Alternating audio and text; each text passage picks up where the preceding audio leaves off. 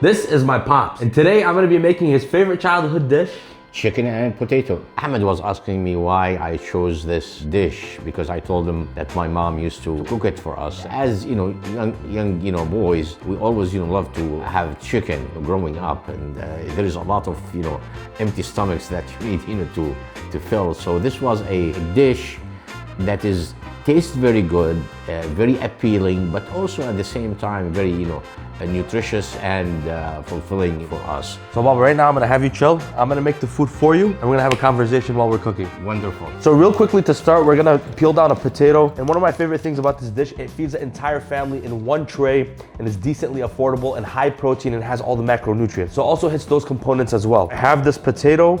I'm gonna turn it to its side. I'm just gonna kind of make these half coins. And we wanna keep them slightly thicker in size so they hold their own when you're baking them in the pan with the chicken. If they're way too thin, they are gonna disintegrate in the pan and you'll get a puddle of potato. You don't have to waste too much time on these potatoes. Just pat them dry with a paper towel like that. And then literally, I'm just gonna grab them and very carefully, I'm gonna move over here. And they're just gonna go into some really hot oil, just like that. And make sure you don't splatter onto your hands, so just drop them very carefully. So literally 4 or 5 minutes in, we're just getting some golden brown. These are not cooked on the inside.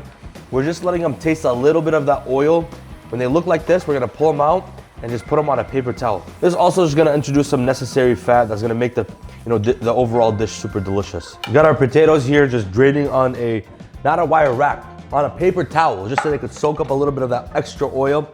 And then real quickly, I'm just gonna hit them with a tiny pinch of salt just to start seasoning them. Don't go too heavy on this because we're gonna salt the marinade. These are done. We want them to cool down. We're just gonna move them over to the side and use them later. So a long time ago, I used this plate in one of my videos, and apparently every foreign household has this. So let me know if you have this kind of plate. One of the things that I always spoke with my children is to be self-aware, to know who you are, why you think the way you think. Self-awareness and culture and identity was always something that we discussed since you were, very little. Alhamdulillah, it made a difference in shaping your personalities, all of you.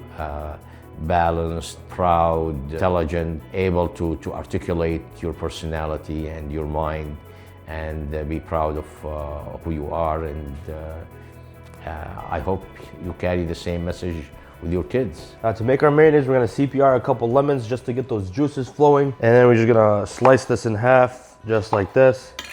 It's very important actually to separate the seeds from the lemon juice, so make sure you're doing that. Now that I got my lemon squeezed, I pulled out my food processor. Any type of blending vessel works. You could even use a hand blender. In here I have a bunch of fresh heartburn. You're gonna measure it by the handful, just like this. And I have a few more peeled that I'm gonna use later. Then I really like the flavor of a shallot. It just adds a little bit more body. Throw that in. We're gonna follow that up with our lemon juice. Then I always swear by my tomato or pepper paste. Today I'm opting in for a tomato paste. It's gonna add a lot of depth of flavor, AKA umami. And again, I'm saving a little bit of this for later, but I'm gonna do a fresh, full bundle of cilantro or parsley.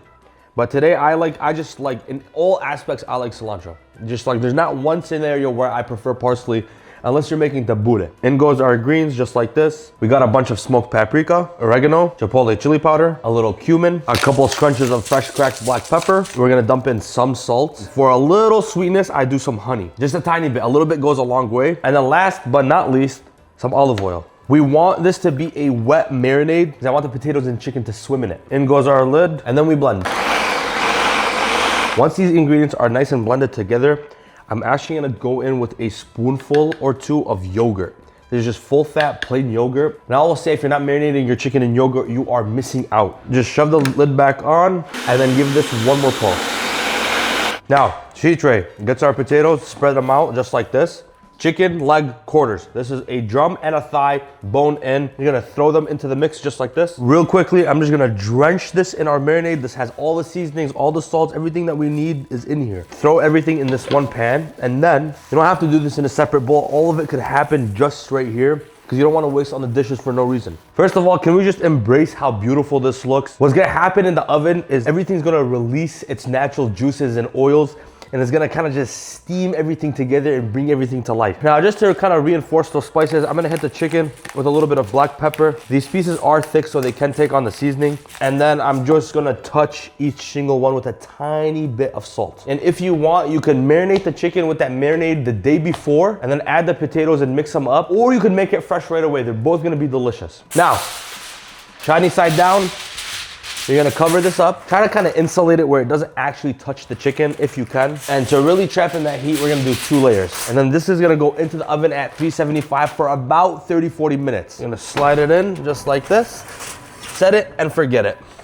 Okay, now this is about 40 minutes later. We're gonna carefully and gently pull it off the heat. We're just going to carefully uncover this. Looks absolutely gorgeous. We're gonna throw this back into the oven for another 15 minutes at 400 just to kind of dry it up a little bit and crisp up the top. Now remember that cilantro we had from earlier? I'm gonna grab the rest of it. I'm going to just kind of bundle it up with my hand and get a really, really fine chop on it. This is gonna be part of our finisher. Remember the garlic that we also saved? I'm just gonna really, really finely mince it. So real quickly, our garlic goes into a cold skillet. I'm gonna cover this with a healthy amount of oil and just enough to cover everything together. And I'm just gonna put it on the heat, medium high, and I just want this to start sizzling. It's gonna make the chicken and potatoes so amazing, I promise. Once the heartburn starts to get lightly golden brown, I'm gonna splash it with a lot of lemon juice. This is done now. Now about 10 minutes later, our chicken got some beautiful color, and then instantly, I'm gonna grab our beautiful hamdu lemoon, and I'm just gonna splash it over every single piece of chicken, just like this. This part is optional, but not optional. Every piece is gonna get more garlic and a little bit more lemon. And for the final touches, a little bit or a lot of bit of cilantro. And there you have it, folks. This is my chicken and potatoes inspired by my mother. I cannot, take a credit for this, but your mom, since you were, very little, always, allowed you to come to the kitchen and, play with food, cutting, helping. And she never, complained about, having you making a mess. So she gave you really the platform to express yourself even at a younger age. And this, developed a relationship between you and the kitchen. So it was an area that you always found a place for yourself to express yourself. So this is really completely your mom.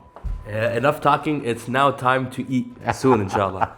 My dad gets a free promo. My father was a mechanical engineering professor for over 30 years. He actually has a website that he's been uploading his articles on, and he has some great thoughts that he would like to share with you at bassimaldahabi.com. I'll put it on the screen. He be getting technical, right? Just know that. Like, he is deep thoughts, okay? But you're gonna love him. All right, Baba, you have to let me know your humble and honest opinion, okay?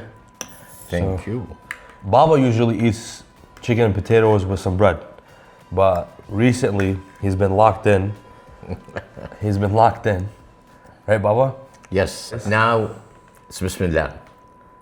This is great. It's good, Abi? صح وهنا. Family style, you gotta dunk it a little bit into those juice pan drippings, and maybe you put it on a potato. And as always, now Bismillah. I'm really impressed with how the chicken is juicy and flavorful. Yeah. To make a long story short, Ahmed loves to eat with his hand. And one time we were sitting in a restaurant and he was eating with his hands. He would tell you that for 45 minutes, I could not look at him. We're eating Yemeni mendi, so it had to be eaten with the hands. The tradition is to eat with the hands. And food tastes better with the hands. And the reason is because in 1963, long time ago, I ate with my hand when we were overseas. And I was very proud of myself, so I came home and I told my mom, this is what I did. I was little. She said, no more. You can't do it here. You cannot do it here. So when he was eating with his hand, flashes of my mom came to me, so God bless her soul. Amen. So I couldn't eat with my hand or look at him eating with his hand. If you enjoyed this video, subscribe for more.